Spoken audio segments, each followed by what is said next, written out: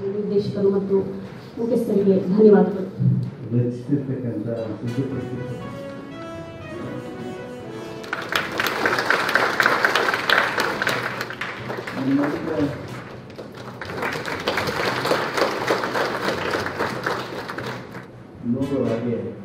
ಆಶಯಗಳಿಗೆ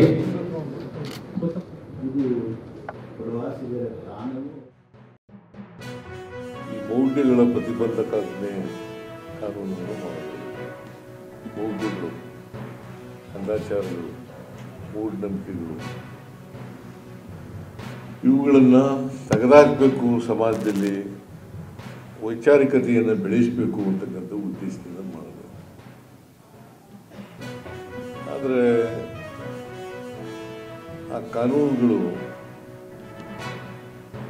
ಪರಿಣಾಮಕಾರಿಯಾಗಿ ಜಾರಿ ಆಗಲಿಲ್ಲ ಅಂತಕ್ಕಂಥ ವಸ್ತುಸ್ಥಿತಿಯನ್ನು ನಾವು ಕಾಣ್ತಾ ಇದ್ದೀವಿ. ಮತ್ತು ಯಾಕೆ ಇದನ್ನು ಮಾಡ್ತಾ ಇದ್ದೀವಿ ಅಂತಂದರೆ, ಯಾರಿಗೆ ಕಾನೂನಿನ ತಿಳುವಳಿಕೆ ಇರಬೇಕು,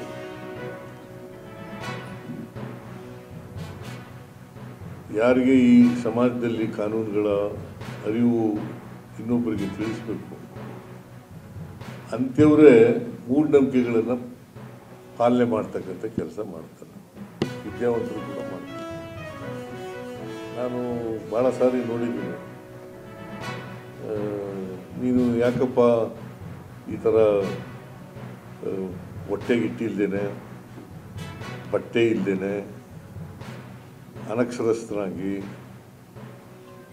ಸೂರಿಲ್ದೇನೆ ಇದೆಯಾ ಅಂತಂದರೆ, ನಾನು ಹಿಂದಿನ ಜನ್ಮದಲ್ಲಿ ಪಾಪ ಮಾಡಿಬಿಟ್ಟಿದ್ದೆ.